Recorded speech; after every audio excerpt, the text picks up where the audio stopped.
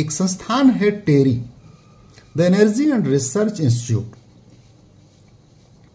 ये तमाम तरह से रिसर्च पे ही के लिए ही जाना जाता है। इसने एक बहुत शानदार काम किया है, नैनो सल्फर डेवलप कर लिया है। नैनो सल्फर के डेवलप होने का मतलब ये है कि देश के किसानों को बड़ा फायदा मिल सकता है और तेल उत्पादन में इसकी बहुत बड़ी भूमिका हो सकती है, क्योंकि सरसों की फसल कहा जा रहा है, ऐसा दावा है कि 30% तक उपज बढ़ जाएगी। जब उपज बढ़ जाएगी तो ऑब्वियस है कि तेल का उत्पादन भी देश में बढ़ जाएगा। जो सल्फर की जो खेती है, सल्फर जो खेतों में डाला जाता है, जो ये चूंकि नैनो सल्फर है तो ये सीधे जाके सरसों के जड़ों में, जो पौधे हैं उनकी जड़ों में ही काम करेगा और इससे जो हमारी फसल है वो मजबूत होगी। सल्फर की कमी जब जमीन के अंदर होती है तो आपने देखा होगा, मैंने तो देखा है, मैं किसान परिवार से आता हूं, तो पत्ते पीले पड़ने लगते हैं, लगता है कि बड़ा कमजोर होता जा रहा है पौधा, उस तरह से डेवलप नहीं होता है।